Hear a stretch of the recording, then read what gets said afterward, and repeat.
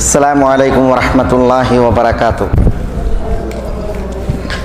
بسم الله الرحمن الرحيم. إن الحمد لله نحمده ونستعينه ونستهديه ونعوذ بالله من شرور أنفسنا وسيئات أعمالنا.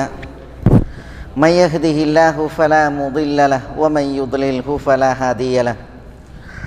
وأشهد أن لا إله إلا الله وحده لا شريك له وأشهد أن محمدًا عبده ورسوله. يا أيها الذين آمنوا اتقوا الله حق تقاته ولا تموتن إلا وأنتم مسلمون. يا أيها الناس اتقوا ربكم الذي خلقكم من نفس واحدة وخلق منها زوجها وبث منهما رجالا كثيرا ونساء واتقوا الله الذي تساءلون به والأرحام إن الله كان عليكم رقيبا.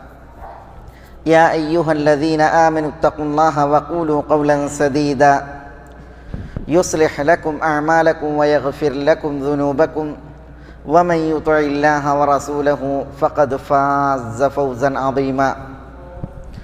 ثم أما بعد فإن أصدق الكلام كلام الله وخير الهدي هدي محمد صلى الله عليه وسلم وشر الأمور محدثاتها وكل محدثة بدعة وكل بدعة ضلالة وكل ضلالة في النار. ബഹുമാന്യരെ, സത്യാന്വേഷികളെ, മേലായ റബ്ബിൻ്റെ വിധി വിലക്കുകളെയും ആജ്ഞാനിർദ്ദേശങ്ങളെയും ജീവിതത്തിൽ പാലിച്ച് തഖ്വയുള്ളവരായി ജീവിക്കുവാൻ എന്നോടെന്ന പോലെ എല്ലാവരെയും ഉണർത്തുകയും വസിയ്യത്ത് ചെയ്യുകയുമാണ്.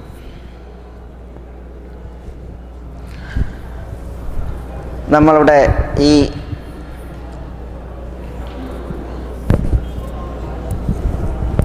മജ്ലിസു ദിക്റിൽ,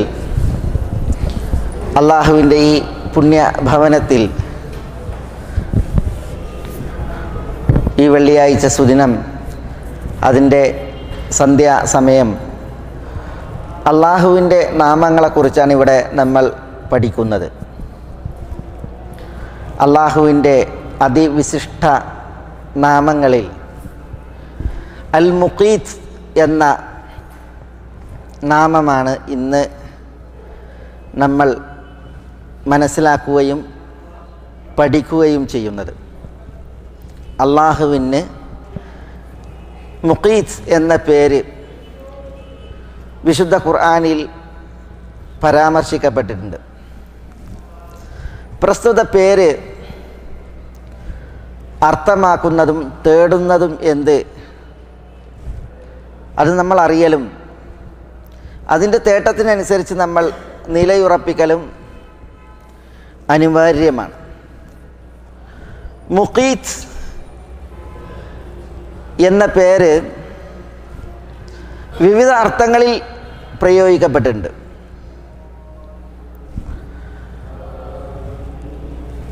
കഴിവുറ്റവൻ, സംരക്ഷിക്കുന്നവൻ, സാക്ഷിയാകുന്നവൻ തുടങ്ങി പല അർത്ഥങ്ങളിൽ. പക്ഷേ പ്രാമാണികരായ പല പണ്ഡിതന്മാരും മുഖീത്ത് എന്ന നാമം കൂത്തുമായി ബന്ധപ്പെട്ട് കൂത്ത് പടക്കുകയും കൂത്ത് നൽകുകയും ചെയ്യുന്നവൻ എന്ന അർത്ഥത്തിൽ വിശദീകരിച്ചിട്ടുണ്ട്. കൂത്ത് എന്ന് പറഞ്ഞാൽ അന്നമാണ്, ഭക്ഷണം. അല്ലാഹു സുബ്ഹാനഹു വ തആല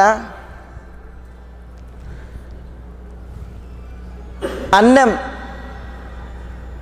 പടച്ചു, അന്നം നിശ്ചയിച്ചു. ഓരോ പടപ്പിനും അതിൻ്റേതായ അന്നം പടക്കുകയും അത് ആ പടപ്പുകൾക്ക് എത്തിക്കുകയും ചെയ്യുന്നവൻ എന്ന അർത്ഥത്തിൽ മുഖീത്ത് എന്ന അള്ളാഹുവിൻ്റെ പേര് വന്നിട്ടുണ്ട് എന്നാണ് പ്രാമാണികർ വിശദീകരിക്കുന്നത്. നമുക്കറിയാം കൂത്ത്, ഖൂത്തുൽ അർവാഹ്, അതേപോലെ ഖൂത്തുദ്ദീൻ, കൂത്തുൽ ഖുലൂബ്, കൂത്തുൽ അബ്ദാൻ, അങ്ങനെ പല കൂത്തുകൾ നമ്മൾ കേൾക്കാറുണ്ട്. ആത്മാവിൻ്റെ കൂത്ത് ഭക്ഷണം, അതേപോലെ കൂത്തുൽ ഖുലൂബ് ഹൃദയത്തിൻ്റെ ഭക്ഷണം, കൂത്തുദ്ദീൻ മതത്തിൻ്റെ കൂത്ത് ഭക്ഷണം, അതേപോലെ കൂത്തുൽ അബ്ദാൻ ശരീരത്തിൻ്റെ കൂത്ത് ഭക്ഷണം. ഇങ്ങനെ അതൊക്കെ അതിൻ്റെ ഉദാഹരണങ്ങൾ ഇവിടെ ഇൻഷാ അല്ലാഹ് നമ്മൾ മനസ്സിലാക്കും. ഏതായാലും കൂത്ത് എന്ന് പറഞ്ഞാൽ അന്നമാണ്. ഒരിക്കൽ അബ്ദുല്ലാഹി ഇബ്നു അംർ ഇബ്നുൽ ആസ് റളിയല്ലാഹു അൻഹുവിന് ഒരു അടിമ ഉണ്ടായിരുന്നു. അദ്ദേഹം ബൈത്തുൽ മഖ്ദിസിലേക്ക് പോയിട്ട് അവിടെ ഒരു മാസം തങ്ങാൻ ഉദ്ദേശിച്ചു. അപ്പോൾ അബ്ദുല്ലാഹി ഇബ്നു അംർ ഇബ്നുൽ ആസ് റളിയല്ലാഹു അൻഹു അദ്ദേഹത്തോട് ചോദിച്ചു, തറക്ത ലി അഹ്ലിക് മാ യഖൂതുഹും ഹാദ അശ്ശഹർ. ഒരു മാസം ഇവിടെ ബൈത്തുൽ മഖ്ദിസിൽ നിങ്ങൾ വന്ന് നിൽക്കുകയാണ്, ഫലസ്തീനിൽ. അപ്പോൾ കുടുംബത്തിന് കൂത്ത് നൽകാൻ അവിടെ വല്ലതും കരുതി വെച്ചിട്ടുണ്ടോ എന്ന് ചോദിച്ചു. അപ്പോൾ ഗൃഹനാഥനായ ഈ വ്യക്തി പറയാണ്, ഇല്ല, ഒന്നും കരുതി വെച്ചിട്ടില്ല. അപ്പോൾ ഇബ്നു അംർ പറഞ്ഞു, അബ്ദുല്ലാഹി ഇബ്നു അംർ പറഞ്ഞു, ഫർജി ഇലാ അഹ്ലിക് ഫത്റുക് ലഹും മാ യഖൂതുഹും. കുടുംബത്തേക്ക് മടങ്ങി ചെന്നിട്ട് അവർക്ക് കൂത്തായിട്ട് ഒരു മാസത്തിന് വേണ്ടത് അവർക്ക് ഒരുക്കി കൊടുത്തിട്ട് പിന്നെ വരാൻ പറഞ്ഞു. എന്നിട്ട് അബ്ദുല്ലാഹി ഇബ്നു അംർ റളിയല്ലാഹു തആല അൻഹു അയാളോട് പറഞ്ഞത്, റസൂലുള്ളാഹി സ്വല്ലല്ലാഹി അലൈഹി വസല്ലം തങ്ങൾ പറയുന്നത് ഞാൻ കേട്ടിട്ടുണ്ട്, കഫാ ബിൽ മർഇ ഇസ്മൻ അൻ യുദയ്യ മൻ യഖൂത്ത് അല്ലെങ്കിൽ മൻ യുഖീത്ത്. താൻ അന്നം നൽകേണ്ടവരെ പാഴാക്കുക എന്നുള്ളത് ഒരു ഗൃഹനാഥന് കുറ്റമായിട്ട് മതി. എന്ന് പറഞ്ഞാൽ കുടുംബത്തിനെയും മക്കളെയും പട്ടിണിക്കിടുക എന്നുള്ളത്, അവർക്കാണ് കൂത്ത് നൽകേണ്ടത് ഇയാൾ. അവരെ പാഴാക്കുക, കൂത്ത് ഭക്ഷണം നൽകാതെ അവരെ പട്ടിണിക്കിടുക എന്നുള്ളത് ഒരു ഗൃഹനാഥന് കുറ്റമാണ്, ശിക്ഷാർഹമാണ് എന്ന് റസൂലുള്ളാഹി സ്വല്ലല്ലാഹി അലൈഹി വസല്ലം തങ്ങൾ പറഞ്ഞത് ഞാൻ കേട്ടിട്ടുണ്ട് എന്ന് അബ്ദുല്ലാഹി ഇബ്നു അംർ ഇബ്നുൽ ആസ് റളിയല്ലാഹു അൻഹു അയാളോട് പറഞ്ഞു എന്നാണ്. ഇവിടെ കൂത്ത് എന്ന് പറഞ്ഞാൽ ഹദീസ് എന്താ അർത്ഥാക്കണത്? അന്നം, ഭക്ഷണം എന്നുള്ളതാണ്. നബി സല്ലല്ലാഹു അലൈഹി വസല്ലം തങ്ങൾ ദുആ ചെയ്തില്ലേ, അല്ലാഹുമ്മ ഉർസുഖ് ആല മുഹമ്മദിൻ ഖൂത. മുഹമ്മദ് നബി സല്ലല്ലാഹു അലൈഹി വഅലൈഹി വസല്ലം തങ്ങളുടെ കുടുംബത്തിൻ്റെ ഭക്ഷണം അത് കൂത്ത് ആക്കാൻ നബി സല്ലല്ലാഹു അലൈഹി വസല്ലം തങ്ങൾ ദുആ ചെയ്തു. കൂത്ത് എന്ന് പറഞ്ഞാൽ എന്താ? കൂത്ത് എന്ന് പറഞ്ഞാൽ അന്നാണ്. അതിൻ്റെ പ്രത്യേകത വിശപ്പിനെ ഒതുക്കുകയും യാചനയെ തടയുകയും ചെയ്യും വിധമുള്ള അന്നം, അത് നൽകാനാണ് റസൂലുള്ളാഹി സ്വല്ലല്ലാഹു അലൈഹി വസല്ലം തങ്ങൾ ദുആ ചെയ്തത്. അവിടെ കൂത്ത് എന്നാണ് പ്രയോഗിച്ചത് അന്നത്തിന്. ഇവിടെ അള്ളാഹുവിൻ്റെ അൽ മുഖീത്ത് എന്ന് പറയുന്ന പേര് അതെന്തർത്ഥമാക്കുന്നു എന്നുള്ളത് മനസ്സിലാക്കാനാണ് ഈ ഒരു ആമുഖം. കൂത്തും മുഖീത്തുമായിട്ട് ബന്ധമുണ്ട്. അള്ളാഹു സുബ്ഹാനഹു വ തആല കൂത്ത് നിശ്ചയിച്ചവനാണ്, അത് ഏകുന്നവനാണ്. ഇബ്നുൽ ജൗസിയുടെ സഫ്വത്തു സഫ്വ എന്ന് പറയുന്ന ഒരു കിതാബിൽ അദ്ദേഹം ഒരു കഥ കൊടുക്കുന്നുണ്ട്. അത് ഇവിടെ ഞാൻ ഉദ്ധരിക്കുന്നത് ഇബ്നുൽ ജൗസി ഒരായത്തിനെ ഉദ്ധരിച്ചിട്ടാണ് ഈ സംഭവം ഉണർത്തുന്നത്. അതെന്താ? ഒരു കുരുവി ഭക്ഷണം കൊത്തി ഒരു ഈത്തപ്പനയുടെ നേരെ പാറുകയാണ്. മാംസമാണ് കൊത്തിക്കൊണ്ടുപോണത് കുരുവി. അപ്പോൾ ഇതിന് സാക്ഷിയായ ഒരു വ്യക്തി അയാൾ ഇങ്ങനെ ആലോചിക്കുകയാണ്, കുരുവി ഒരിക്കലും ഈത്തപ്പനമ്മ കൂടുവെക്കൂല, പിന്നെന്തിനാണ് മാംസം കൊത്തി കുരുവി ഈത്തപ്പനമ്മക്ക് പാറണത്? അയാൾ ഈത്തപ്പനമ്മ കയറി നോക്കുമ്പോൾ കുരുടനായ ഒരു പാമ്പ് ആ ഈത്തപ്പനൻ്റെ മുകളിലുണ്ട്. ഒരു പാമ്പ്, അതിന് രണ്ട് കണ്ണും കാണൂല. ഈ കുരുവി മാംസം കൊത്തി കൊണ്ടുപോയിട്ട് കൊടുക്കുന്നത് ഈ പാമ്പിനാണ്. അപ്പോൾ ഭക്ഷണം തേടി അലയാൻ ഈ പാമ്പിനാവൂല, കുരുടനാണ്. പക്ഷെ അല്ലാഹു സുബ്ഹാനഹു വ തആല അതിന് കൂത്തെത്തിക്കുവാൻ ഒരു കുരുവിനെയാണ് നിശ്ചയിച്ചത്. ഇതാണ് സഫ്വത്ത് സഫ്വയിൽ ഇബ്നുൽ ജൗസി കൊടുത്ത കഥ. അതിനെ തുടർന്ന് ഓതിയത് എന്താ? വമാ മിൻ ദാബത്തിൻ ഫിൽ അർളി ഇല്ലാ അലല്ലാഹി റിസ്ഖുഹാ വയഅലമു മുസ്തഖറഹ വമുസ്തൗദഅഹ കുല്ലും ഫീ കിതാബിൻ മുബീൻ. വമാ മിൻ ദാബത്തിൻ ഫിൽ അർള്, ഭൂമിയിൽ ഒരു ജന്തുവില്ല, ഒരു ജീവിയില്ല, ഇല്ല അലല്ലാഹി റിസ്ഖുഹാ, അതിൻ്റെ എല്ലാം ഉപജീവനം, അന്നം അള്ളാഹു ബാധ്യതയായി ഏറ്റിട്ടല്ലാതെ. എല്ലാവരുടെയും ഉപജീവനം അള്ളാഹിൻ്റെ ബാധ്യതയായിട്ട് ഏറ്റിട്ടുണ്ട്. വയഅലമു മുസ്തഖറഹ വമുസ്തൗദഅഹ, ഓരോ ജന്തുവിൻ്റെയും താമസ സ്ഥലം എവിടെ, സൂക്ഷിപ്പ് സ്ഥലം എവിടെ, ഇത് അല്ലാഹു സുബ്ഹാനഹു വ തആല മനസ്സിലാക്കിയിട്ടുമുണ്ട്. കുല്ലും ഫി കിതാബിൻ മുബീൻ, എല്ലാം സുവ്യക്തമായ ഒരു രേഖയിൽ രേഖപ്പെടുത്തപ്പെട്ട വിഷയങ്ങളാണ്. അപ്പോൾ ഇവിടെ വമാ മിൻ ദാബത്തിൻ ഫിൽ അർളി ഇല്ലാ അലല്ലാഹി റിസ്ഖുഹാ, ഭൂമിയിൽ ഒരു ജന്തുവില്ല അള്ളാഹു അവയുടെ ഉപജീവനം അന്നം ഏൽക്കാതെ എന്നാണ്. അപ്പോൾ അള്ളാഹു സുബ്ഹാനഹു വ തആല ജീവജാലങ്ങളുടെ അന്നം ഏറ്റിട്ടുണ്ടെങ്കിൽ അള്ളാഹു സുബ്ഹാനഹു വ തആല അത് പഠിച്ചിട്ടുണ്ട്. വായ കീറിയവൻ അതിൽ നിന്നുള്ള അന്നവും സൃഷ്ടിച്ചിട്ടുണ്ട് എന്നുള്ളതാണ്. മറ്റൊരിടത്ത് അള്ളാഹു സുബ്ഹാനഹു വ തആല വിശുദ്ധ ഖുർആനിൽ പറഞ്ഞു, വജഅല ഫീഹാ റവാസിയ മിൻ ഫൗഖിഹാ വബാറക ഫീഹാ വഖദ്ദറ ഫീഹാ അഖ്വാതഹാ ഫി അർബഅത്തി അയ്യാമിൻ സവാഅൻ ലിസ്സായിലീൻ. വജഅല ഫീഹാ റവാസിയ, അള്ളാഹു ഭൂമിയുടെ സൃഷ്ടിപ്പിനെ കുറിച്ച് പറയാണ്. ഭൂമിക്കുപരിയിൽ അള്ളാഹു സുദൃഢമായ പർവ്വതങ്ങളെ നാട്ടി. ബാറക ഫിഹ, അള്ളാഹു ഭൂമിക്കുപരിയിൽ അനുഗ്രഹം വർഷിച്ചു. വഖദ്ദറ ഫിഹ അഖ്വാതഹ, ഭൂമിയിൽ അള്ളാഹു ഭൂമിക്ക് വേണ്ടതായ അന്നങ്ങൾ നിശ്ചയിക്കുകയും ചെയ്തു. ഭൂമിയിൽ അള്ളാഹു കൂത്തുകളെ നിശ്ചയിച്ചു എന്നാണ്. ഫി അർബഅത്തി അയ്യാം, ഇതൊക്കെ അള്ളാഹു പഠിച്ചത് 4 ദിവസങ്ങളിലായിട്ടാണ്. സവാഅൻ ലിസ്സായിലീൻ, ആവശ്യപ്പെടുന്നവർക്ക് ശരിയായ അനുപാതത്തിലാണ് അള്ളാഹു സുബ്ഹാനഹു വ തആലാൻ്റെ ഈ സൃഷ്ടിപ്പൊക്കെ. ആവശ്യപ്പെടുന്നവർക്ക്, തേടുന്നവർക്ക് ശരിയായ അളവിൽ, അനുപാതത്തിൽ അള്ളാഹു സുബ്ഹാനഹു വ തആല ഇതൊക്കെ നിശ്ചയിച്ചു എന്നാണ് പറയുന്നത്. അപ്പോൾ വജഅല ഫിഹാ അഖ്വാതഹ, ഭൂമിക്കുപരിയിൽ അള്ളാഹു അതിലെ കൂത്തുകൾ പഠിച്ചിട്ടുണ്ട്. കൂത്ത് എന്ന് പറഞ്ഞാൽ അന്നങ്ങളാണ്. ഇവിടെ മനുഷ്യരുണ്ട്, മൃഗങ്ങളുണ്ട്, ജിന്നുകളുണ്ട്. അതേപോലെ തന്നെ ജന്തുജാലങ്ങളിൽ മത്സ്യവും ഭൂമിക്കുപരിയിലും അതേപോലെ ഭൂഗർഭത്തിലൊക്കെ ജന്തുജാലങ്ങളുണ്ട്. അള്ളാഹു സുബ്ഹാനഹു വ തആല ഈ ഭൂമിയിൽ എല്ലാവർക്കുമുള്ള കൂത്തുകൾ പഠിച്ചിട്ടുണ്ട് എന്നുള്ളതാണ്. അതുകൊണ്ടാണ് നമ്മൾ കുറേ മണ്ണ് തരുന്നു നോക്കാണി, ഭൂഗർഭത്തിൽ കാണാൻ ജന്തുജാലങ്ങൾ, മണ്ണ്, അതിനുള്ളിൽ ജീവികൾ. ആരാണ് അവിടെ പോറ്റുന്നത്? പാറ പൊട്ടിച്ചാണി പാറിൻ്റെ ഉള്ളിൽ കാണാം ജീവികൾ. ആരാണ് അവരെ പോറ്റുന്നത്? അതേപോലെ എത്ര ജീവജാലങ്ങളുണ്ട് ദുനിയാവിൽ, അവർക്കൊക്കെയും അന്നം അള്ളാഹു സുബ്ഹാനഹു വ തആല നിശ്ചയിച്ചിട്ടുണ്ട്, പഠിച്ചിട്ടുണ്ട് എന്നാണ്. ജിന്നുകൾ മനുഷ്യരെ പോലെ മറ്റൊരു വർഗ്ഗമാണ്. ജിന്നുകൾക്കും ഭക്ഷണം വേണം അവിടെ ജീവിക്കാൻ.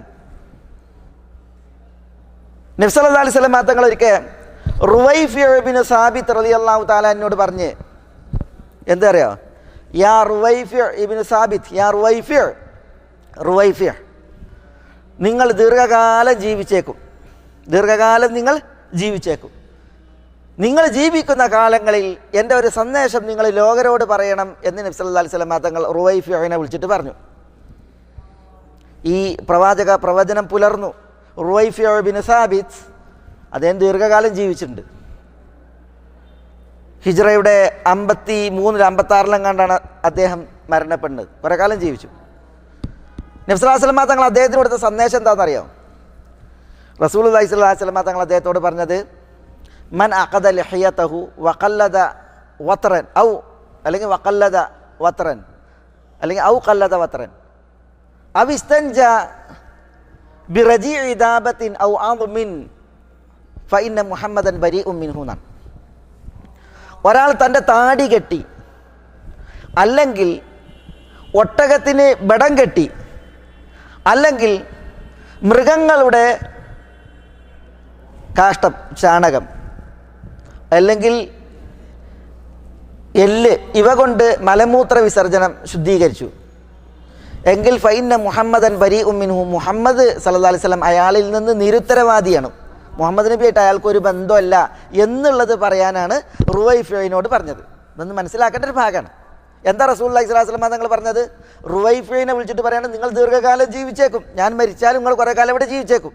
അപ്പോൾ എൻ്റെ ഒരു സന്ദേശം, നിങ്ങൾ ജീവിക്കുന്ന കാലം ആളുകളോട് പറയണം, ഒന്ന് മൻ അഖദ ലഹിയതഹു എന്നാണ്. ആരെങ്കിലും തൻ്റെ താടി കെട്ടിയാൽ, ബന്ധിച്ചാൽ, താടി കെട്ടുക ബന്ധിക്കുക എന്ന് പറഞ്ഞാൽ എന്താ? അറബികൾക്കൊരു പതിവുണ്ടായിരുന്നു, താടി ഇങ്ങോട്ട് ചുരുട്ടും, എന്നിട്ടത് ചുരുട്ടി കെട്ടും. എന്തിന്? അതൊരു അഹങ്കാരത്തിൻ്റെ, പ്രൗഢിയുടെ ലക്ഷണമായിട്ടായിരുന്നു അവർ കണ്ടിരുന്നത്. ഒരു നിഗളിപ്പിൻ്റെ ഭാഗമാണ് താടി ഇങ്ങനെ കെട്ടുക എന്നുള്ളത്. അപ്പോൾ റസൂലുള്ളാഹി സ്വല്ലല്ലാഹു അലൈഹി വസല്ലം തങ്ങൾ അത് ട്രീറ്റ് ചെയ്യാണ്. പിന്നെ രണ്ടാമത് പറഞ്ഞാൽ എന്താണ്? വത്തർ ബന്ധിക്കാണ്. മൃഗങ്ങളുടെ മേൽ ബടം കെട്ടും, എന്തിന്? കണ്ണേറ് തട്ടാതിരിക്കുക. കുട്ടികൾക്കൊക്കെ കൂച്ചു ഐക്കല്ലൊക്കെ കെട്ടൂലേ, ഒക്കെ ഇസ്ലാമിൽ തെറ്റാണ്. ഏലസ് കെട്ടൽ തെറ്റാണ്.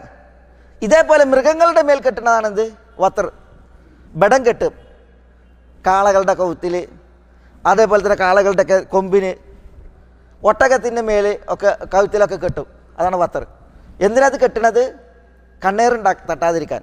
യഥാർത്ഥത്തിൽ ഇസ്ലാമിൽ അത് പാടുള്ളതല്ല. ഇത്തരം ക്ഷുദ്ര വസ്തുക്കൾ മനുഷ്യരിലും മൃഗങ്ങളിലും വീടുകളിലും വാഹനങ്ങളിലും ഒന്നും കെട്ടാൻ പാടുള്ളതല്ല. മൻ അഖദ ഉഖ്ദതൻ സുമ്മ നഫസ ഫീഹാ ഫഖദ് സഹർ വമൻ സഹറ ഫഖദ് അശ്റക് വമൻ തഅല്ലക ശൈഅൻ വുകില ഇലൈഹി. റസൂലുള്ളാഹി സ്വല്ലല്ലാഹു അലൈഹി വസല്ലം തങ്ങൾ പറഞ്ഞിട്ട്, വല്ലവരും കെട്ടിയാൽ, ആ കെട്ടിൽ അയാൾ ഊതിയാൽ അവൻ സിഹറാണ് ചെയ്തത്. സിഹർ ചെയ്തവൻ ശിർക്ക് ചെയ്തു. വമൻ തഅല്ലക ശൈഅൻ വുകില ഇലൈഹി. വല്ലതും കെട്ടിയവനെ ആ കെട്ടിയതിലേക്ക് ഏൽപ്പിക്കപ്പെടും എന്നാണ് അല്ലാഹു സുബ്ഹാനഹു വ തആല അവനെ കൈയൊഴിക്കും എന്നുള്ളതാണ്. അപ്പോൾ കണ്ണേറ് തട്ടാതിരിക്കാൻ എന്ന ഓമന പേരിൽ ഈ ബടം കെട്ടുക, നൂല് കെട്ടുക, ഏലസ്, ഐക്കല്ല് തുടങ്ങിയവ കെട്ടുക, മനസ്സിലായി? ഇങ്ങനെ കുറേ ശീലങ്ങളുണ്ട്. അത് പാടില്ല. ഇവിടെ അങ്ങനെ കെട്ടുന്നവരുടെ വിഷയത്തിൽ മുഹമ്മദ് നബി സ്വല്ലല്ലാഹു അലൈഹി വസല്ലം തങ്ങൾ അവരിൽ നിന്ന് ഒഴിവാണ് എന്നുള്ളത് പറയാനാണ് ഇവിടെ റുവൈഫിനെ റസൂൽ ഏൽപ്പിക്കുന്നത്. മൂന്നാമത്തെ വിഷയം, അതാണ് നമ്മുടെ വിഷയം. അതെന്താ? അവിസ്തഞ്ച ബിറജീഇ ദാബത്തിൻ ഔ അദ്മിൻ. ഒരാൾ ഒരു മൃഗത്തിൻ്റെ ചാണകം അതുകൊണ്ട് മലമൂത്ര വിസർജനം ശുദ്ധിയാക്കി, അല്ലെങ്കിൽ എല്ല് കൊണ്ട് മലമൂത്ര വിസർജനം ശുദ്ധിയാക്കിയാൽ ഫഇന്ന മുഹമ്മദൻ ബരീഉം മിൻഹു. മുഹമ്മദ് നബി സല്ലല്ലാഹു അലൈഹി വസല്ലം അയാളിൽ നിന്ന് നിരുത്തരവാദിയാണ്, ഒഴിവാണ്. നബി സല്ലല്ലാഹു അലൈഹി വസല്ലം തങ്ങളും ആ മനുഷ്യനും തമ്മിൽ ഒരു ബന്ധമല്ല എന്നർത്ഥം. അള്ളാഹു നമ്മളെ കാക്കട്ടെ, നഊദു ബില്ലാഹ്. എന്താ അവിടെ വിഷയം? എന്താണ് മൃഗങ്ങളുടെ ചാണകം അതേപോലെ തന്നെ എല്ല്, ഇതിൻ്റെ പ്രത്യേകത? അത് ജിന്ന് വർഗത്തിൻ്റെ ഭക്ഷണമാണ്. അതാണ് നബി സല്ലല്ലാഹു അലൈഹി വസല്ലം തങ്ങൾ പറഞ്ഞിട്ടുണ്ട്, ഫഇന്നഹു സാദു ഇഖ്വാനികും മിനൽ ജിന്ന്. നിങ്ങളുടെ സഹോദരങ്ങൾ ജിന്നുകളുടെ ഭക്ഷണമാണവ. അതുകൊണ്ട് മലമൂത്ര വിസർജനം വെടുപ്പാക്കരുത് എന്ന് പറഞ്ഞു. മലമൂത്ര വിസർജനം എല്ല് കൊണ്ട് വെടുപ്പാക്കരുത്. അതേപോലെ തന്നെ ഈ റൗസ് ഉണ്ടല്ലോ, ദാബത്തിൻ്റെ റജീ, ചാണകം, അതുകൊണ്ട് വെടുപ്പാക്കരുത്. കാരണം അത് ജിന്ന് വർഗത്തിൻ്റെ ഭക്ഷണമാണ്. അതിന് നമ്മളുടെ വിസർജ്യം കൊണ്ട് മലിനാക്കാൻ പാടില്ല എന്ന് പറഞ്ഞു. അപ്പോൾ ഇവിടെ നോക്കൂ നിങ്ങൾ, എല്ല്, റജീ ഉദ്ദാബ, ഇതൊക്കെ എന്താണ്? ജിന്ന് വർഗത്തിൻ്റെ ഭക്ഷണമാണ്. അല്ലാഹു സുബ്ഹാനഹു വ തആല അവർക്കും ഇവിടെ ഭക്ഷണം നിശ്ചയിച്ചിട്ടുണ്ട്. അതാണ് നമ്മുടെ വിഷയം. അപ്പോൾ വജഅല ഫീഹാ റവാസിയ മിൻ ഫൗഖിഹാ വബാറക ഫീഹാ വഖദ്ദറ ഫീഹാ അഖ്വാതഹാ. ഭൂമിയിൽ അല്ലാഹു അതിലെ കൂത്തുകൾ അല്ലാഹു സുബ്ഹാനഹു വ തആല കണക്കാക്കിയിട്ടുണ്ട്. അത് മനുഷ്യർക്കും മൃഗങ്ങൾക്കും ഇതര ജന്തുജാലങ്ങൾക്കും ജിന്നുകൾക്കും ഒക്കെ അല്ലാഹു സുബ്ഹാനഹു വ തആല കൂത്ത് കണക്കാക്കിയിട്ടുണ്ട്. അല്ലാഹു ആരാണ്? അല്ലാഹു മുഖീത്താണ്. ഭക്ഷണം കണക്കാക്കിയവനും ഭക്ഷണം പടച്ചവനും ഭക്ഷണം ഏകുന്നവനും കനിയുന്നവനാണ്. മനസ്സിലായില്ലേ? അത് എവിടെ, എങ്ങനെ? അത് അള്ളാഹു നിശ്ചയിച്ച രീതിയിൽ. അബ്ബാസികളുടെ ഖിലാഫത്തിൽ അബ്ബാസി ഖലീഫന്മാരിൽ ഒരാളായിരുന്നു ഖലീഫ മഅ്മൂൻ എന്ന് പറഞ്ഞാൽ ഹറൂൺ റഷീദിൻ്റെ മക്കളിൽ അമീന്, മഅ്മൂന്, മുഅ്തസിം ഇവരൊക്കെ അറിയപ്പെട്ട ഖലീഫന്മാരാണ്. അബ്ബാസി ഖിലാഫത്ത് എന്ന് പറഞ്ഞാൽ എന്താ? ഹാറൂൺ റഷീദ് എന്ന് പറഞ്ഞാൽ ആരാ? ഹാറൂൺ റഷീദിൻ്റെ മക്കൾ എന്ന് പറഞ്ഞാൽ അവരൊക്കെ പ്രഗത്ഭരായ ഭരണാധികാരികളാണ്. അമീന്, മഅ്മൂന്, ഇങ്ങനെ മുഅ്തസിം, ഇവരൊക്കെ നമ്മൾ അവരുടെ ചരിത്രം പലപ്പോഴും പറയാറുണ്ട്. ഈ മഅ്മൂൻ എന്ന് പറയുന്ന ഖലീഫക്ക് അലി എന്ന് പേരുന്നൊരു മകനുണ്ടായിരുന്നു, അലി ഇബ്നു മഅ്മൂൻ. മഅ്മൂൻ ഖലീഫ, മഅ്മൂൻ്റെ കൊട്ടാരത്തിൽ മകൻ വളരുകയാണ്. ആര്? അലി വളരുകയാണ്. അപ്പോൾ ആലോചിച്ച് നോക്കുകയാണെങ്കിൽ എങ്ങനെയായിരിക്കും ആ വളർച്ച? മനസ്സിലായില്ലേ? ബാല്യം അള്ളാഹു സുബ്ഹാനഹു വ തആല ഇയാൾക്ക് നിശ്ചയിച്ച ഭക്ഷണം കൊട്ടാരത്തിലാണ്, കൊട്ടാര സുഖത്തിലാണ്. അങ്ങനെ അലി ഇബ്നു മഅ്മൂൻ വളർന്നു വലുതായി കൊട്ടാരത്തിൽ ഒരു യുവാവായി മാറുന്ന കാലഘട്ടത്തിൽ അദ്ദേഹത്തിൻ്റെ ചരിത്രത്തിൽ താരീഖിൽ കാണാൻ സാധിക്കും. അദ്ദേഹം ഇങ്ങനെ കൊട്ടാരത്തിൽ നിന്ന് നോക്കുമ്പോൾ ടൈഗ്രീസ് നദിയുടെ തീരം ഒരു രംഗം, ഒരു ജോലിക്കാരൻ, അയാളുടെ തൊഴിൽ മാർക്കറ്റിൽ ഭാരം ചുമക്കലാണ്, പോർട്ടറാണ്, ഭാരം ചുമക്കലാണ് അയാളുടെ തൊഴിൽ. മാർക്കറ്റിൽ അങ്ങാടി പോകും, അയാൾ ഭാരം ചുമക്കും, ജോലി ചെയ്യും. രാവിലെ മുതൽ ദുഹാ സമയമായിട്ടുണ്ടെങ്കിൽ അയാൾ വരും, ടൈഗ്രീസ് നദിയിൽ നിന്ന് ഒളു ചെയ്യും, എന്നിട്ട് അതിൻ്റെ കരക്ക് കയറിയിട്ട് 2 റക്അത്ത് നിസ്കരിക്കും. നിസ്കാരം കഴിഞ്ഞിട്ടുണ്ടെങ്കിൽ വീണ്ടും അയാൾ മാർക്കറ്റിൽ പോകും. ഇങ്ങനെ അയാളുടെ ജോലി തുടരും. അതിനാണ്. അപ്പോൾ അലി ഇബ്നുൽ മഅ്മൂൻ അയാളെ ഒരു ദിവസം വിളിച്ച്, ഈ രംഗം അങ്ങനെ ആവർത്തിച്ച് വിളിച്ച്,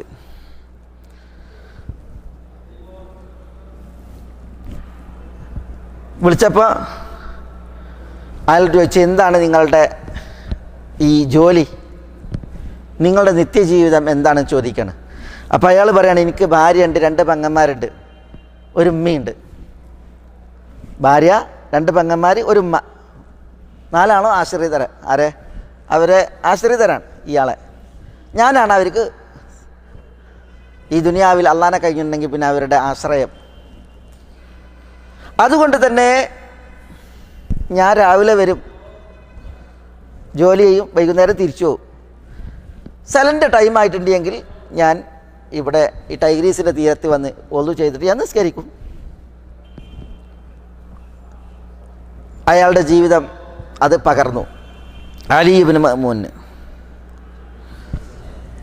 അപ്പോൾ ഈ കൊട്ടാരത്തിൽ ജീവിക്കുന്ന അലി അയാളോട് ചോദിക്കാണ്, നിങ്ങൾക്ക് വല്ല ആവലാതിയും ജീവിതത്തിൽ ഉണ്ടായിട്ടുണ്ടോ? പ്രശ്നങ്ങൾ വല്ലതും ഉണ്ടോ? സങ്കടങ്ങൾ വല്ലതും ഉണ്ടോ? ടെൻഷനുകൾ വല്ലതും ഉണ്ടോ? അപ്പോൾ അയാൾ പറയണില്ല, വൽഹംദുലില്ലാഹി റബ്ബിൽ ആലമീൻ, എനിക്ക് ഒരു ടെൻഷനും ഇല്ല, ആവലാതിയില്ല, സ്തുതികൾ അള്ളാഹുവിന് മാത്രം, അൽഹംദുലില്ലാ എന്ന് പറഞ്ഞു. അപ്പോൾ കൊട്ടാരത്തിൽ ജീവിക്കുന്ന അലി ടെൻഷനിലാണ്, സങ്കടത്തിലാണ്, പ്രശ്നങ്ങളുടെ നടുവിലാണ്. പക്ഷേ യാതൊന്നും അളക്കാനും വാങ്ങാനും ഇല്ലാത്ത ഈ മനുഷ്യനെ സംബന്ധിച്ചിടത്തോളം, ചുമട്ട് തൊഴിലാളിയെ സംബന്ധിച്ചിടത്തോളം അയാൾക്കൊരു ടെൻഷനും ഇല്ല, അൽഹംദുലില്ലാ എന്ന് പറഞ്ഞപ്പോൾ അലി ഇബ്നുൽ മഅ്മൂൻ എന്താ ചെയ്തറിയോ? കൊട്ടാരം വിട്ടു, തലസ്ഥാന നഗരിയും വിട്ടു. അയാൾ ഭരണത്തിൽ നിന്ന് ഒളിച്ചോടി തൊഴിലാളിയായി ജീവിച്ചു. എവിടെ? ഖുറാസാനിലെ മലങ്കാട്ടിൽ വിറക് വെട്ടി, വിറക് ചുമന്ന് വിറ്റ് ജീവിച്ചു എന്നാണ്. മനസ്സിലായില്ലേ? കാലങ്ങൾക്കപ്പുറം ഖുറാസാനിലെ മലങ്കാട്ടിൽ മയ്യത്തായിട്ട് കിടക്കുന്നതായിട്ടാണ് പിന്നെ അദ്ദേഹത്തെ, ആ രീതിയിലാണ് അദ്ദേഹത്തെ കാണപ്പെട്ടത് എന്ന് അദ്ദേഹത്തിൻ്റെ ചരിത്രത്തിൽ കാണാം. നോക്കണം. അപ്പോൾ പുരുഷായുസിൻ്റെ പകുതി ഭാഗത്തോളം കൊട്ടാര സുഖത്തിലായിരുന്നു അയാളുടെ അന്നം. പക്ഷെ പുരുഷായുസിൻ്റെ മറ്റേ ഘട്ടത്തിൽ അയാളുടെ അന്നം കാട്ടിലും അതേപോലെ തന്നെ വിറക് വെട്ടി ഉപജീവനം നയിച്ചുകൊണ്ടുമാണ്. ഒരേ വ്യക്തിയുടെ 2 വ്യത്യസ്ത ഭാവങ്ങൾ, അതും അബ്ബാസി ഖിലാഫത്തിൽ ഖലീഫ, പിതാവ്, കുടുംബം ഭരണാധികാരികളായി തുടരുന്ന നാളുകളിൽ. പറഞ്ഞു വരുന്നത്, അല്ലാഹു സുബ്ഹാനഹു വ തആലയാണ് അന്നം പടച്ചവനും അന്നം നിശ്ചയിച്ചവനും. അല്ലാഹു സുബ്ഹാനഹു വ തആല അത് എവിടെ എങ്ങനെ നിശ്ചയിച്ചോ ആ രീതിയിൽ അത് വന്നെത്തും. അല്ലാഹു സുബ്ഹാനഹു വ തആല മുഖീത്താണ്. അല്ലാഹു മുഖീത്താണ്. അന്നം പടച്ചവനും നിശ്ചയിച്ചവനും അത് ഏകുന്നവനുമാണ്. അസ്ഹാബുൽ കഹ്ഫ്, നമ്മളിന്ന് സൂറത്തുൽ കഹ്ഫ് ഓതി അല്ലേ? വെള്ളിയാഴ്ച സൂറത്തുൽ കഹ്ഫ് ഓതൽ സുന്നത്താണ്. അസ്ഹാബുൽ കഹ്ഫ് എത്ര കൊല്ല ഗുഹയിൽ ഉറങ്ങിക്കിടന്നത്? അസ്ഹാബുൽ കഹ്ഫ് ഗുഹയിൽ ഉറങ്ങിക്കിടന്നത്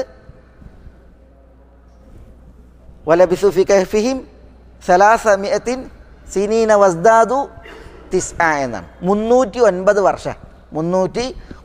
വർഷം. 309 വർഷം അസ്ഹാബുൽ കഹ്ഫ് ഗുഹാവാസികൾ ഗുഹയിൽ ഉറങ്ങിക്കിടന്നു. ആരാ അവർക്ക് ഭക്ഷണം ഉണ്ടാക്കി കൊടുത്തത്? ആരാണ് ഗുഹയിൽ അവർക്ക് ഫുഡ് മേക്ക് ചെയ്തത്? ആരാണ് ഗുഹയിലേക്ക് അവർക്ക് ഫുഡ് എത്തിച്ചത്?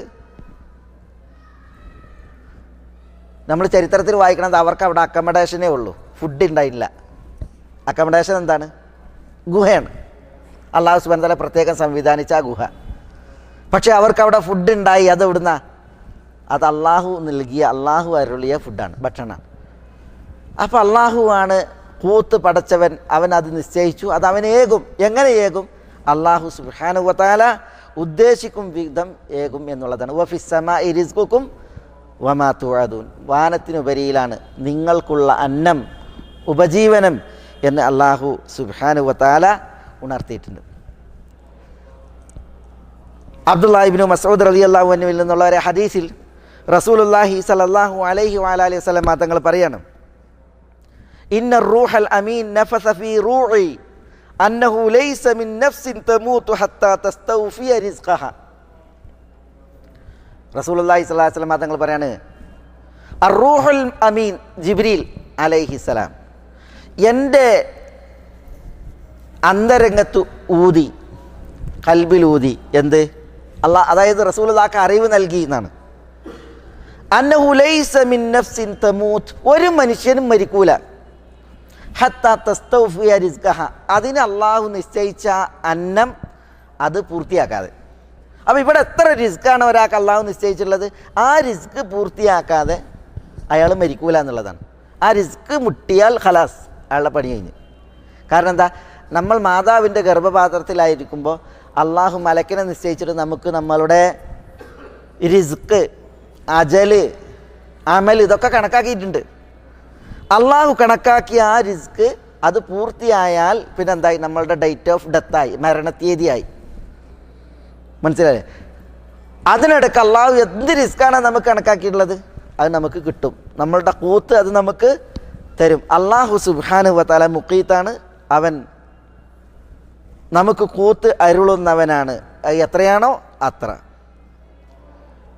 ജാബിർ റളിയല്ലാഹു അൻഹു നിവേദനം ചെയ്യുന്ന ഹദീസിൽ കാണാം, റസൂലുള്ളാഹി സ്വല്ലല്ലാഹു അലൈഹി വസല്ലം തങ്ങൾ പറഞ്ഞു, അയ്യുഹന്നാസ് ഇത്തഖുല്ലാഹ വ അജ്മിലു ഫി ത്വലബ് ഫഇന്ന നഫ്സൻ ലൻ തമൂത് ഹത്താ തസ്തൗഫിയ റിസ്ഖഹ വഇൻ അബ്താ അൻഹാ ഫത്തഖുല്ലാഹ വ അജ്മിലു ഫി ത്വലബ് ഖുദു മാ ഹൽ വദഉ മാ ഹറും. ജനങ്ങളെ, അല്ലാഹനെ സൂക്ഷിച്ചോളി, നിങ്ങൾ ഭക്ഷണം തേടുന്നത് നന്നാക്കിക്കോളി. ഒരു മനുഷ്യനും അയാളുടെ അന്നം പൂർത്തിയാകാതെ മരിക്കൂല. അതുകൊണ്ട് അള്ളാഹനെ സൂക്ഷിച്ചോളി, അന്നം അന്വേഷിക്കുന്നത് നല്ല രീതിയിലായിക്കോളി. ഖുദു മഹൽ, അനുവദനീയമായത് സ്വീകരിച്ചോളൂ. വദഉ മാ ഹറും, ഹറാമായത് ഒഴിവാക്കിക്കോളി. ഇത് റസൂലുള്ളാഹി സ്വല്ലല്ലാഹു അലൈഹി വസല്ലം തങ്ങൾ പറഞ്ഞു. നമുക്കൊക്കെ നമ്മുടെ റിസ്ക് എത്രയാണോ അത് പൂർത്തിയാകാതെ ഇവിടെ ഒരു മരണമല്ല. നമ്മളോട് പറഞ്ഞതെന്താ?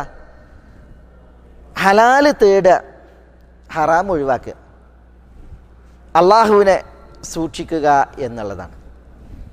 മനസ്സിലായോ? അപ്പോൾ അള്ളാഹു സുബ്ഹാനഹു വ തആല നമുക്ക് നിശ്ചയിച്ച അന്നം അത് നമുക്ക് പൂർത്തിയാക്കിയിട്ടേ നമ്മളവിടെ മരിപ്പിക്കുള്ളൂ. ചിലപ്പോൾ നമുക്ക് തോന്നിയെന്ന് വരും അതിൻ്റെ മുമ്പ് മുട്ടിയെന്ന്, പക്ഷെ അതുണ്ടാവില്ല.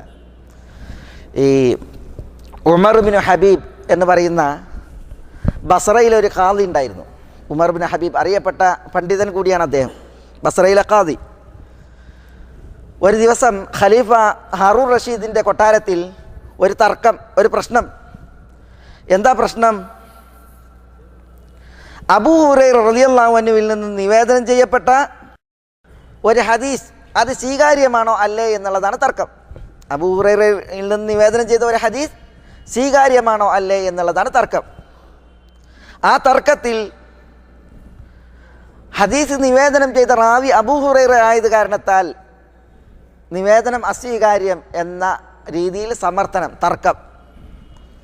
ഈ ഫിത്ന ഉണ്ടല്ലോ, അതായത് ഹദീസുകളെ കളവാക്കുക, അതേപോലെ തന്നെ ഹദീസുകളുടെ വിഷയത്തിൽ സംശയം ജനിപ്പിക്കുക എന്നുള്ളതിൻ്റെ ചരിത്രം അത് ഇന്നത്തെ ചരിത്രമല്ല, ഇന്നത്തെ പ്രത്യേകത അല്ല. പിന്നെ അതിൽ ചരിത്രത്തിൽ വേറുണ്ട്.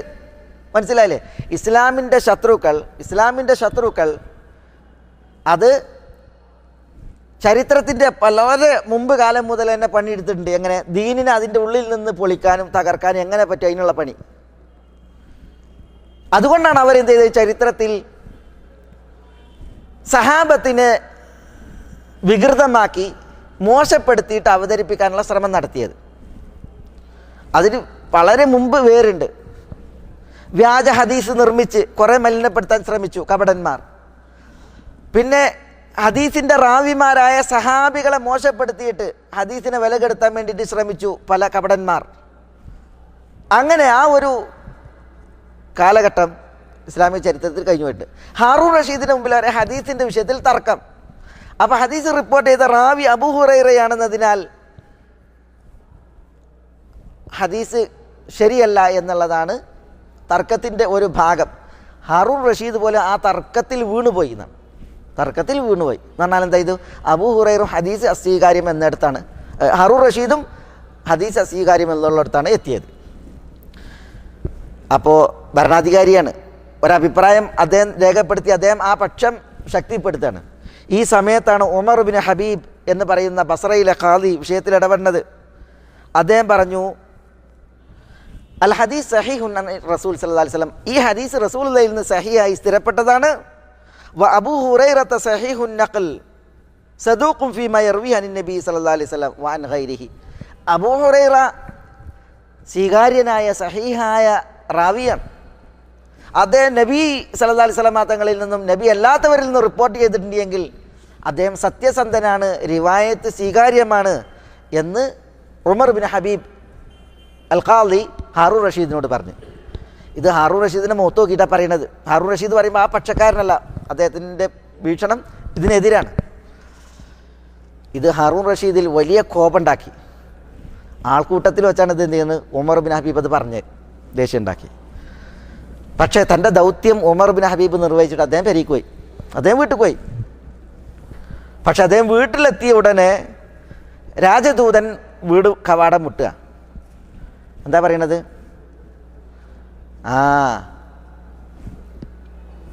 അമീറുൽ മുഅ്മിനീന് ഉത്തരം ചെയ്യാനാണ്, ഹാറൂൺ റഷീദിന് ഉത്തരം ചെയ്യണം. എന്തിനെ അറിയോ, അമീറുൽ മുഅ്മിനീൻ തല വെട്ടാൻ, അതിന് ഉത്തരം ചെയ്യാനാണ് പറഞ്ഞത്. ഉമർ ബിൻ ഹബീബ് അദ്ദേഹം കൊട്ടാരത്തിലെത്തി. പക്ഷെ അദ്ദേഹം പ്രാർത്ഥിച്ചു കൊണ്ടാണ് പോണത്, അള്ളാഹുവേ, അള്ളാഹുവിൻ്റെ റസൂലിൻ്റെ സഹാബിയെ പ്രതിരോധിച്ചു കൊണ്ടാണ് ഞാൻ സംസാരിച്ചത്. നബി സല്ലല്ലാഹു അലൈഹി വസല്ലം തങ്ങളുടെ സഹാബത്തിനെ അനാദരിച്ചാൽ അത് നബി സല്ലല്ലാഹു അലൈഹി വസല്ലം തങ്ങളെ അനാദരിക്കലാണ്. അതുകൊണ്ട് അതിനു വേണ്ടിയാണ് ഞാൻ സംസാരിച്ചത്. അതുകൊണ്ട് ഹാറൂൺ റഷീദിൻ്റെ ഘടകത്തിൽ നിന്ന്, വാളിൽ നിന്ന് നീ എനിക്ക് രക്ഷ നൽകണേ എന്ന് പ്രാർത്ഥിച്ചിട്ടാണ് ഉമർ ബിൻ ഹബീബ് പിന്നീട് കൊട്ടാരത്തിലേക്ക് ചെല്ലുന്നത്. എന്താ ചരിത്രത്തിൽ, ഹാറൂൺ റഷീദ് ഒരു സ്വർണ്ണ സിംഹാസനത്തിൽ ഇരിക്കുക, ഊരി പിടിച്ച വാളുമുണ്ട്, മനസ്സിലല്ലേ, വെട്ടാനുള്ള തോൽവിരി അത് വിരിച്ചിട്ടുണ്ട്.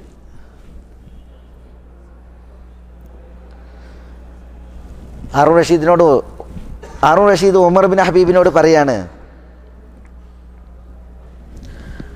ഉമർ,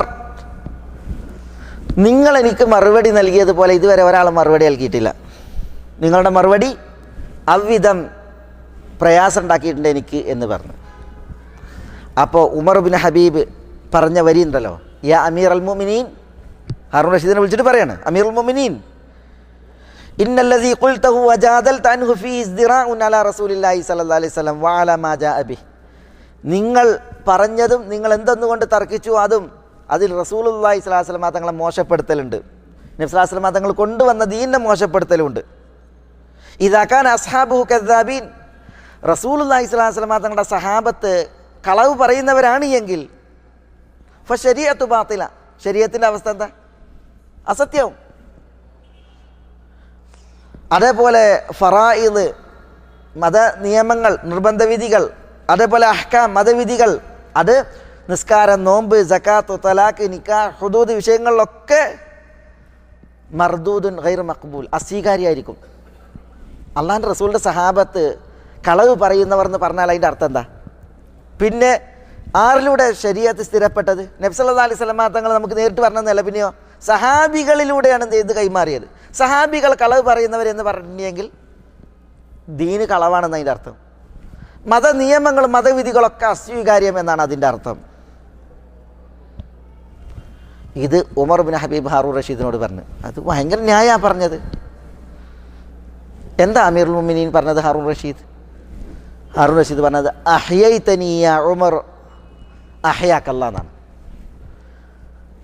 ഉമർ ബിൻ ഹബീബ്, നിങ്ങളെനിക്ക് എൻ്റെ ജീവൻ തിരിച്ചു നൽകി, അള്ളാഹു നിങ്ങൾക്ക് ജീവനേകട്ടെ എന്നാണ് പറഞ്ഞത്.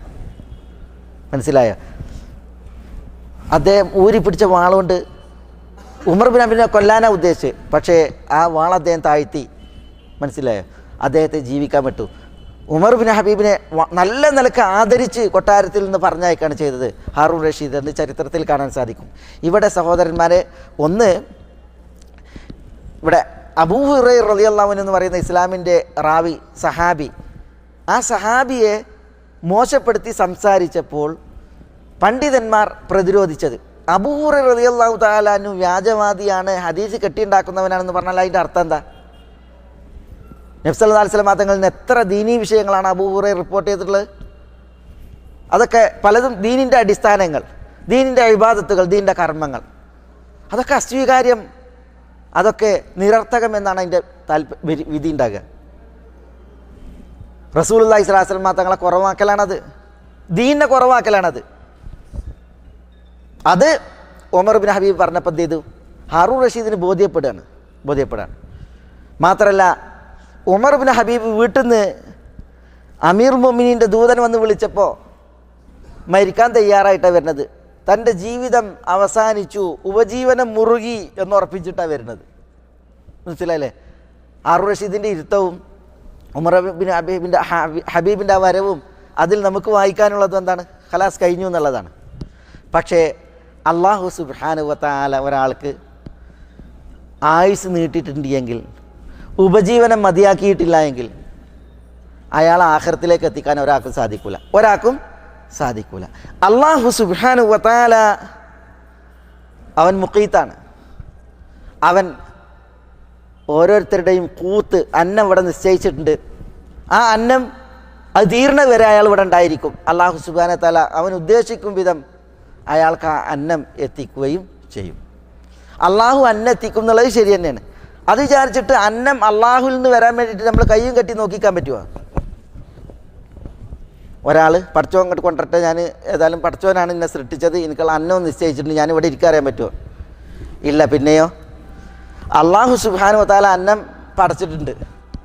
അത് നമ്മൾ തേടിപ്പിടിക്കാനുള്ളതായ കാര്യകാരണങ്ങളെ നിശ്ചയിച്ചിട്ടുമുണ്ട്. അതുകൊണ്ടാണ് ഫൈദാ ഖുദിയത്തി സ്വലാത്തു ഫന്തശിറു ഫിൽ അർദി വബ്തഗു മിൻ ഫദ്ലില്ലാഹ്, നിസ്കാരം കഴിഞ്ഞാൽ പള്ളിയിൽ തന്നെ ഇരിക്കാനല്ല പറഞ്ഞത്, പിന്നെ ഭൂമിയിൽ പരക്കാനാണ് പറഞ്ഞത്. എന്നിട്ട് അള്ളാൻ്റെ ഔദാര്യം അന്വേഷിക്കാനാണ് പറഞ്ഞത്. അള്ളാൻ്റെ ഔദാര്യം അന്വേഷിക്കാൻ പറഞ്ഞാൽ അതിനെന്താ? അത് കച്ചവടം ചെയ്തും മറ്റും നമുക്കുള്ള ഉപജീവനം അന്വേഷിക്കാനാണ് പറഞ്ഞത്. ഉമർ റളിയല്ലാഹു തആലാൻ്റെ ഖിലാഫത്തിൽ ഒരു പ്രസിദ്ധമായ സംഭവമുണ്ട്.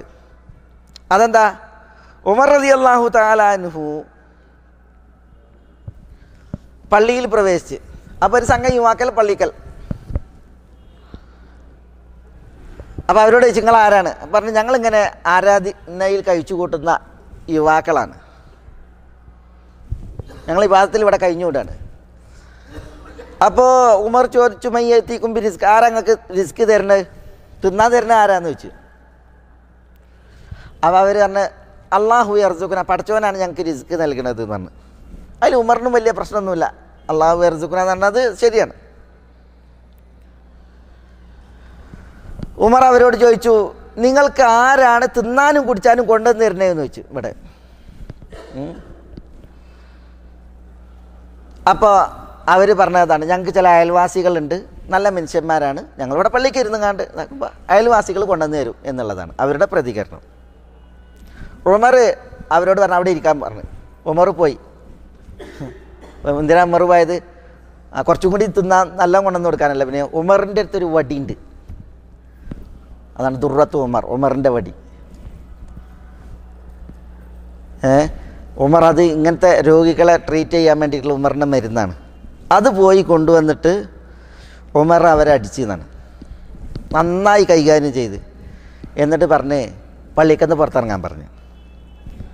ആകാശം സ്വർണവും വെള്ളിയും മഴയായിട്ട് പെയ്യിക്കണില്ല, പിന്നെയോ ആകാശത്ത് നിന്ന് മഴയാണ് പെയ്യണുള്ളൂ. അതിനെ സ്വർണവും വെള്ളിയൊക്കെ ആക്കിയിട്ട് കറൻസി ആക്കിയിട്ട് രൂപയും ഇതൊക്കെ ആക്കിയിട്ട് മാറ്റേണ്ടതാരാ? അത് അധ്വാനിച്ചിട്ട് മനുഷ്യരാണ്. അതുകൊണ്ട് പോയി പണിയെടുത്തിട്ട് തിന്നാൻ പറഞ്ഞു. മനസ്സിലായോ? എന്താ അതിലുള്ള പാഠം അള്ളാഹു സുബ്ഹാനഹു വ തആല നമുക്കുള്ള കൂത്ത് നിശ്ചയിക്കും പടക്കമൊക്കെ ചെയ്തിട്ടുണ്ട്. പക്ഷേ ആ കൂത്ത് അന്വേഷിച്ച് അത് നമ്മളുടെ ഉപജീവനമാക്കി മാറ്റേണ്ടത്, അത് കാര്യകാരണ ബന്ധങ്ങൾ നമുക്ക് നിശ്ചയിക്കപ്പെട്ടിട്ടുണ്ട്, അതിൻ്റെ ഭാഗമാണ് എന്നുള്ളതാണ്. നമ്മൾ കൂത്തിനെ കുറിച്ച് പറഞ്ഞപ്പോൾ ഇവിടെ കൂത്ത് എന്ന് പറഞ്ഞാൽ നമുക്ക് മനസ്സിലായി അന്നാണ്, ഭക്ഷണമാണ്, നമുക്കുള്ള പോഷണമാണ് നമ്മൾ മനസ്സിലാക്കി പറഞ്ഞ്. അള്ളാഹു സുബ്ഹാനഹു വ തആല നിശ്ചയിച്ചിട്ടുണ്ട്, നമ്മളത് തേടി പിടിക്കണം എന്നൊക്കെ പറഞ്ഞു. പക്ഷെ കൂത്ത് ഇസ്ലാമിക വീക്ഷണത്തിൽ വെറും തിന്നണ അന്നം മാത്രമല്ല, പിന്നെയോ കൂത്ത് എന്ന് പറഞ്ഞാൽ ആത്മാവിൻ്റെ കൂത്തുണ്ട്, അതേപോലെ തന്നെ കൽബിൻ്റെ കൂത്തുണ്ട്, ദീനിൻ്റെ കൂത്ത്, ഇങ്ങനെയൊക്കെ ഉണ്ട്. റൂഹിൻ്റെ ആത്മാവിൻ്റെ കൂത്ത് എന്താണ്? അത് വിജ്ഞാനങ്ങളും അതേപോലെ തന്നെ അള്ളാഹുവിൽ നിന്നുള്ളതായ അറിവുകളാണ്. നബി സല്ലല്ലാഹു അലൈഹി വസല്ലം തങ്ങൾ വിസാലായിട്ട് നോമ്പെടുക്കായിരുന്നു. എന്താ ഈ വിസാലായിട്ട് നോമ്പെടുക്കാറ? തുടർച്ചയായിട്ട് നോമ്പെടുക്കുക, നോമ്പ് മുറിക്കാതെ തുടർച്ചയായിട്ട് വ്രതം ആചരിക്കുക എന്നാണ്. റസൂലുള്ളാഹി സ്വല്ലല്ലാഹു അലൈഹി വസല്ലം തങ്ങൾ അങ്ങനെ നോമ്പെടുക്കാറുണ്ട്. പക്ഷേ നമ്മൾ അങ്ങനെ നോമ്പെടുക്കുന്നത് റസൂലിനെ വിരോധിച്ചു. അത് റസൂലുള്ളാഹിൻ്റെ പ്രത്യേകതയാണ്. അപ്പം മുസ്ലിമീങ്ങളിൽ ചിലർ പറഞ്ഞു, റസൂലെ ഇന്നക തുവാസിൽ, നിങ്ങൾ വിശാലായിട്ട് നോമ്പെടുക്കണ്ടല്ലോ, നിങ്ങൾ നോമ്പ് മുറിക്കാതെ നോമ്പെടുക്കുന്നുണ്ട്. അപ്പോൾ റസൂലുള്ളാഹി സ്വല്ലല്ലാഹു അലൈഹി വസല്ലം തങ്ങൾ അവരോട് പറഞ്ഞു, അയ്യുക്കും മിസ്ലി, നിങ്ങൾ ആരാണ് എന്നെ പോലുള്ളത്? ഇന്നി അബീത് യുത്ഇമുനി റബ്ബി വയസ്ഖീൻ, ഞാൻ രാത്രി കഴിച്ചു കൂട്ടും, എൻ്റെ റബ്ബ് എനിക്ക് യുത്ഇമുനി റബ്ബി, റബ്ബ് എനിക്ക് ഭക്ഷണം തരും, വയസ്ഖീൻ, റബ്ബ് എനിക്ക് പാനം നൽകുകയും ചെയ്യും. അപ്പോൾ എന്നെപ്പോലെ ആരാണുള്ളത്? എൻ്റെ റബ്ബ് എനിക്ക് താമും അതേപോലെ തന്നെ പാനീയവും തരും എന്ന് റസൂലുള്ളാഹി സ്വല്ലല്ലാഹു അലൈഹി വസല്ലം തങ്ങൾ പറഞ്ഞു.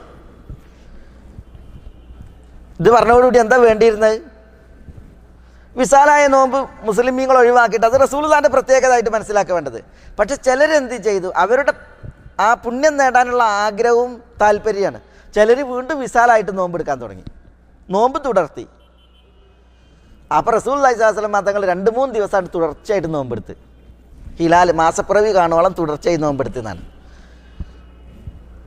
റസൂലുള്ള പറയാണ്, മാസപ്പിറവി ഉദയം അത് വൈകിയിരുന്നെങ്കിൽ ഞാൻ ഇനിയും തുടർത്തുമായിരുന്നു നോമ്പ്. അപ്പോൾ എന്താകും? നബി സ്വല്ലല്ലാഹു അലൈഹി വസല്ലം തങ്ങളെ കണ്ടിട്ട് നോമ്പെടുത്തവർക്ക് അത് തന്നെ മതിയാകും. അത് റസൂലുള്ള അവരെ എതിർത്തുകൊണ്ട് പറഞ്ഞതാണ്. ഇവിടെ റസൂലുള്ളാഹി സ്വല്ലല്ലാഹു അലൈഹി വസല്ലം തങ്ങൾക്ക് അള്ളാഹു നൽകുന്ന താമും ഷറാബും എന്താണ്?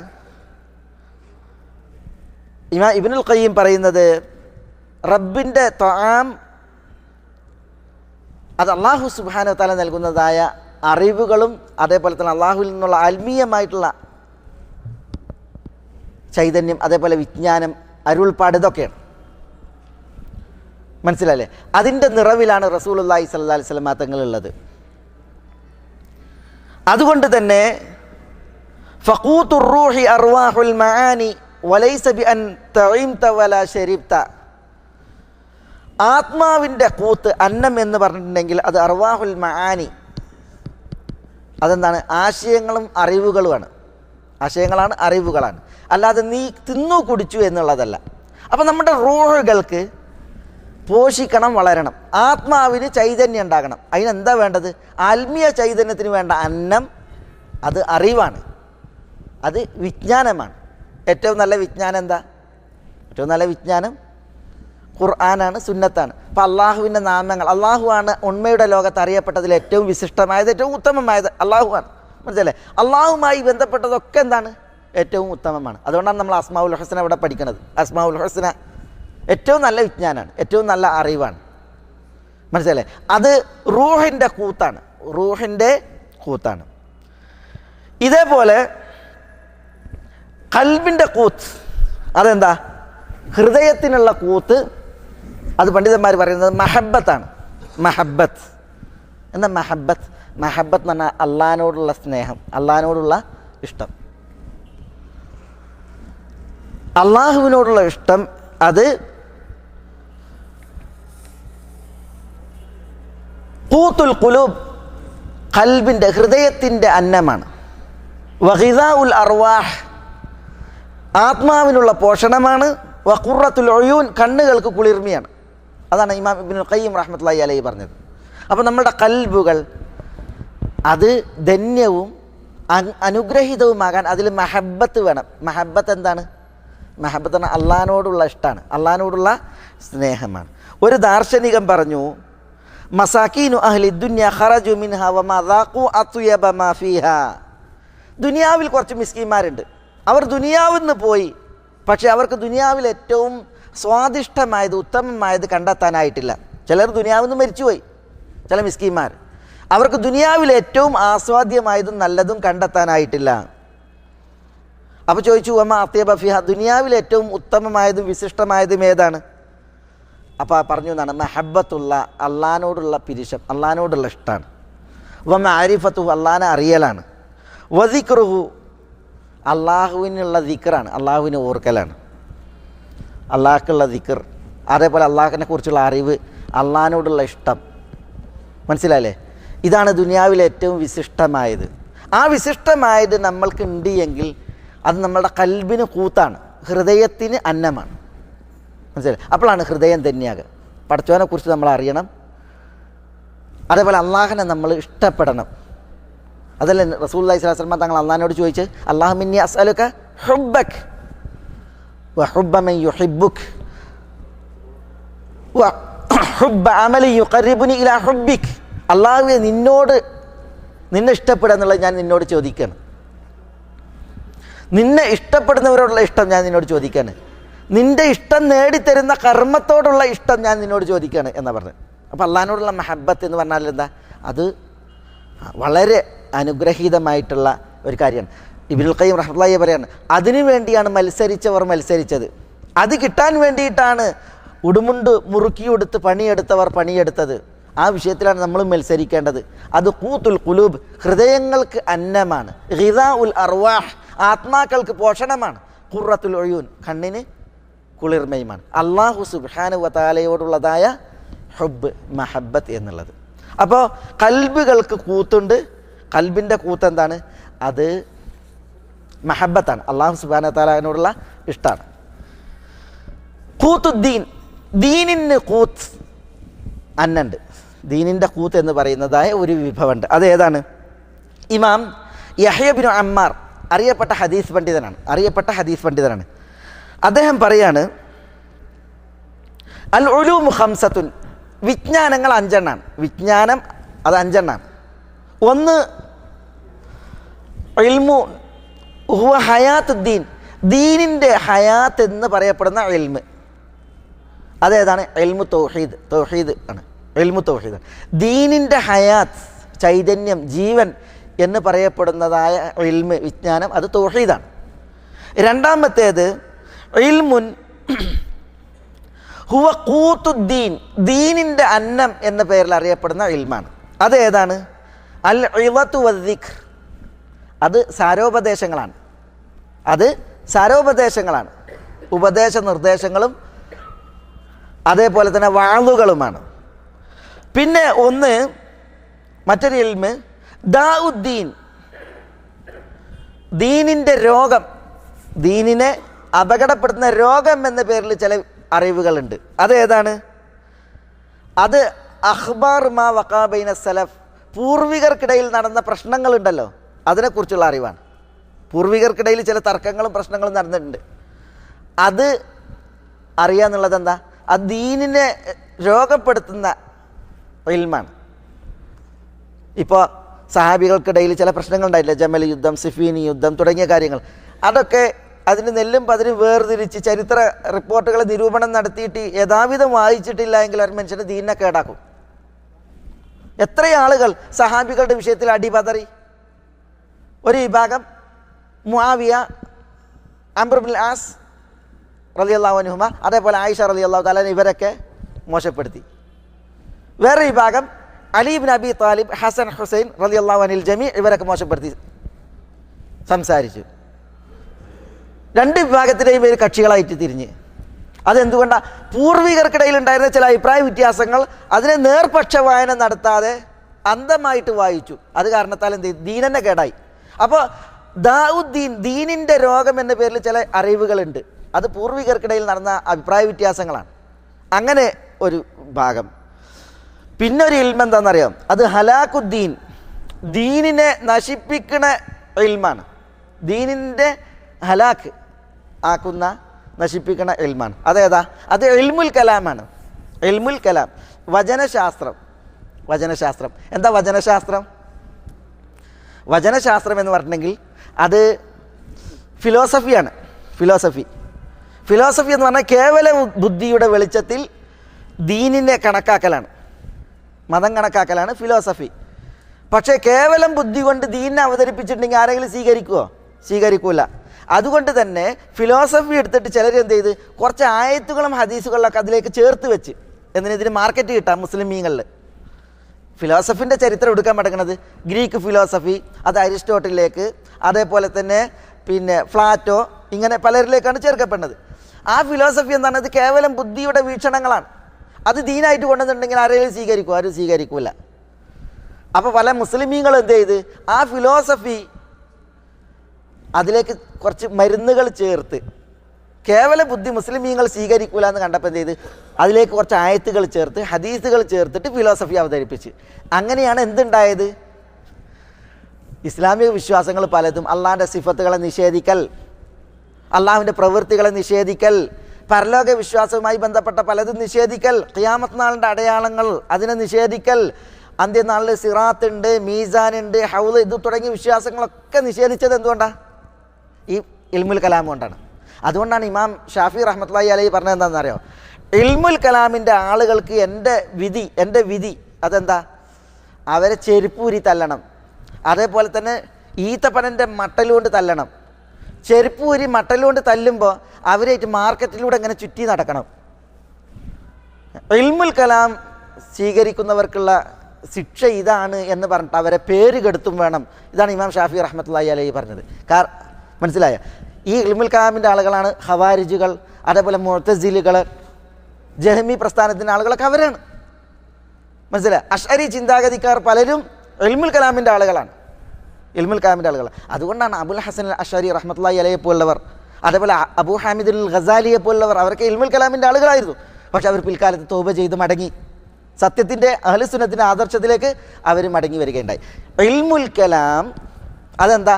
ഹലാക്കുദ്ദീൻ, ദീനിനെ നശിപ്പിക്കുന്ന ഇൽമാണ്. അപ്പോൾ ഉലൂമുകൾ 5 എണ്ണം. ഒന്ന് ഹയാത്തുദ്ദീൻ, ദീനിൻ്റെ ചൈതന്യം, അതാണ് തൗഹീദ്. മറ്റൊന്ന് ഖൂത്തുദ്ദീൻ, ദീനിൻ്റെ അന്നം, അതാണ് ദിക്റുകൾ, വഅളുകൾ. മൂന്നാമത്തേത് ദാഉദ്ദീൻ, പിന്നെ ഹലാക്കുദ്ദീൻ.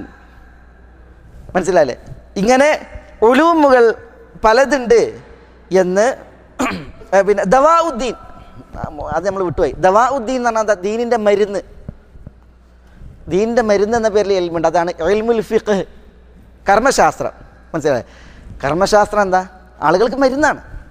മനസ്സിലായില്ലേ? ആളുകൾ അവർ മതപരമായിട്ട് ശോഷിക്കുമ്പോൾ, അവർക്ക് അജ്ഞത കൊണ്ട് അവർ തളരുമ്പോൾ അവരെ പോഷിപ്പിക്കാനാണ് എന്ത്? ഫിഖ്. അപ്പോൾ ഹയാത്തുദ്ദീൻ, ഖൂത്തുദ്ദീൻ, ദവാഉദ്ദീൻ, ദാഉദ്ദീൻ, ഹലാക്കുദ്ദീൻ, ഇങ്ങനെ 5 ഇൽമുകളുണ്ട് എന്നാണ്. നമ്മളുടെ വിഷയം ഖൂത്തുദ്ദീൻ, ദീനിൻ്റെ ഖൂത്ത്. അതേതാ? ദിക്റുകളാണ്, ഉപദേശമാണ്. അല്ലാഹു സുബ്ഹാനഹു വ തആല റസൂലുള്ളാഹി സ്വല്ലല്ലാഹു അലൈഹി വസല്ലം തങ്ങളോട് പറഞ്ഞില്ലേ, വഇദുഹും വഖുൽ ലഹും ഫീ അൻഫുസിഹിം ഖൗലൻ ബലീഗ. വഇദുഹും, ആളുകൾക്ക് നീ വഅദ് നടത്തണം, ആളുകളെ നീ സാരോപദേശം നൽകിയിട്ട് ഉപദേശിക്കണം എന്നാണ്. അതുകൊണ്ടാണ് ഇർബാദ് ബിൻ സാരിയ റളിയല്ലാഹു തആല അൻഹു നിന്ന് സഹിഹായി ഇമാം തുർമുദിയും മറ്റു റിപ്പോർട്ട് ചെയ്യുന്ന ഹദീസിൽ കാണാൻ സാധിക്കും. സഹാബത്ത് പറയാണ്, വഅദന റസൂലുള്ളാഹി സ്വല്ലല്ലാഹു അലൈഹി വസല്ലം മൗഇലതൻ വജിലത് മിൻഹൽ ഖുലൂബ്